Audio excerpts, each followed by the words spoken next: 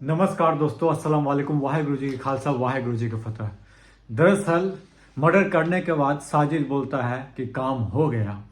जी हाँ दोस्तों, ये बोलते हुए वो घर से बाहर निकलता है। दरअसल मैं बताने जा रहा हूँ आपको दो मासूम कत्ल की बंदाइयों की घटना, जहाँ पे दो मासूम बच्चों को कत्ल गला रेत कर दिया जाता है उसी के घर में। और बात यह है कि ना दुश्मनी, ना मतलब कि कुछ वैसा, ना तनाव, ना दुश्मनी, फिर भी गला रेत कर। कारण क्या है ये अभी तक मालूम नहीं चला है। दरअसल मैं बात कर रहा हूँ बंदाइयों की कहानी, जो कि बाबा कॉलोनी में रहने वाले ठेकेदार के यहाँ की है। और उसके ठीक सामने सैलून की दुकान, जिसको बाल बनाता था साजिद, उसकी है। दरअसल कहानी क्या है कि दरअसल ठेकेदार विनोद कुमार की पत्नी संगीता ब्यूटी पार्लर अपने घर के नीचे वाले दुकान में चलाती थी, और सामने, ठीक उसके सामने क्या बोलते हैं, सैलून की दुकान साजिद का था।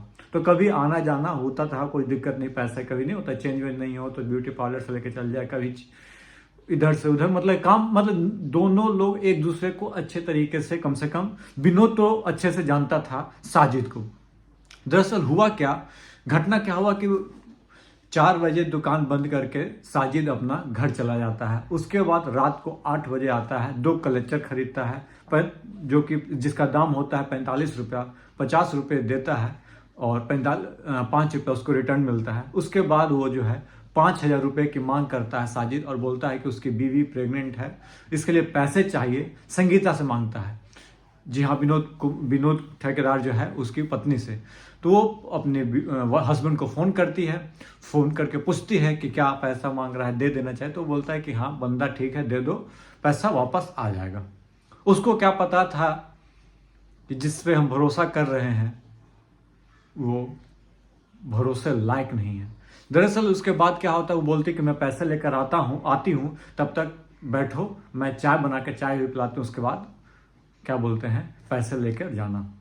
तो चाय बनाने के लिए वो अंदर जाते हैं, इतने में वो तबीयत का खराब होने का हवाला देकर बच्चों के साथ ऊपर चला जाता है खेलने के लिए।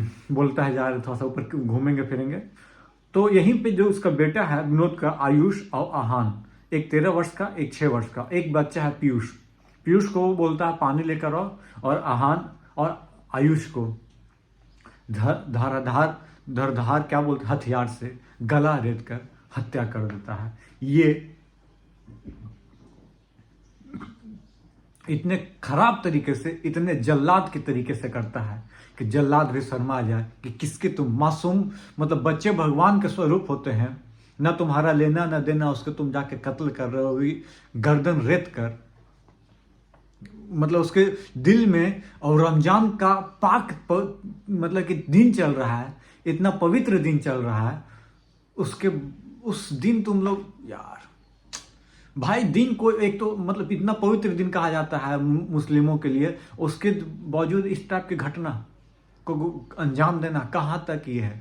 हालांकि ये घटना किसी भी दिन निंदनीय है, लेकिन ये होता है कि भाई क्या बोलूं, मैं शब्द नहीं है। दरअसल हुआ क्या कि विनोद ठाकुर जो है हर घर जल योजना के तहत ओवरहेड टैंक बनाता था। तो ऐसा कुछ है नहीं क्या कि कोई लड़ाई झगड़ा, उनके पति ही बोला कि मेरा कोई लड़ाई झगड़ा इससे कोई नहीं था साजिद से। जब ये मर्डर हुआ उसके बाद, एक हालांकि ये जो था लखीमपुर खीरी गए हुए थे विनोद ठाकुर जी, और वहीं पे आरोपी जो है और यहीं पे मंडी चौकी से महज 500 मीटर दूरी पे ही ये घटना हुई है। मंडी पुलिस चौकी है वहां से दूर, कितने दूर, मात्र 500 मीटर। और दरअसल घटना होकर जब निकला, उसके बाद पुलिस जो है इनकाउंटर में साजिद का हत्या, मतलब इनकाउंटर कर देती है, मर्डर कर देती है, इनकाउंटर कर देती है 2 किलोमीटर दूर, कहा जाता है कहाँ, पुरानी चंदमारी से। दरअसल ये घटना कोई रंजिश की है, क्या है, ये अभी तक साफ नहीं हो पाया। इनकाउंटर हो गया, हालांकि इनकाउंटर नहीं होता उससे पूछताछ किया जा सकता था, पर पता नहीं, अब पुलिस बोली कि वो गोली चलाया सामने से, इधर इनकाउंटर, जो भी मतलब घटना हो, इनकाउंटर कितना सच, कितना मतलब अच्छा है, कितना बुरा, ये तो आप बताइएगा बिना। और वहीं पे जो दूसरा है जावेद, दरअसल कहा गया कि जावेद का कोई हाथ नहीं है, उसकी दादी कह रही उसका कोई हाथ नहीं है, जावेद उसके घर में ही था। लेकिन वहीं पे दूसरी तरफ कहा जा रहा है कि जावेद भी आया था, हालांकि वो ऊपर गया था बच्चों के साथ मर्डर करने के, नहीं गया था, ये इसका मतलब पूरे रूप से बाहर नहीं निकल पाया है। वहीं पे पूरा, उसके बाद उसके दुकान को जला दिया गया, अगल बगल 2-3 दुकान जला दिया गया, और हिंसा बड़े लेवल पे बढ़ गई। पुलिस ने उसके बाद साजिद के इनकाउंटर की इन्फॉर्मेशन लेकर आए और उसके बाद जो है मामला को शांत किया गया, भारी पुलिस तैनात की गई है।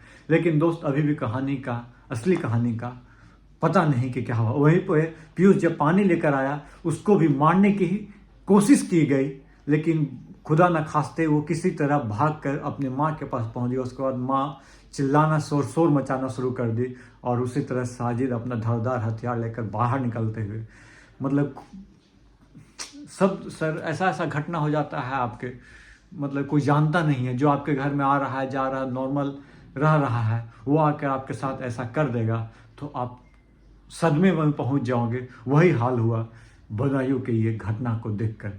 दरअसल ये घटना इतना दर्दनाक है कि आप और हम इसको शब्दों में बयां भी नहीं कर सकते हैं।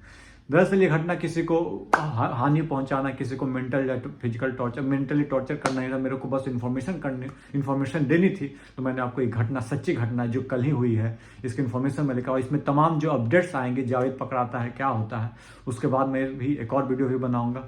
आप लोग तब तक प्यार दुलार देते रहेगा। कोई कहानी, किस क्राइम रिलेटेड कौन सी कहानी आप सुनना चाहते हैं, इस पर भी आप कमेंट कर सकते हैं। धन्यवाद। जय हिंद, जय भारत दोस्तों।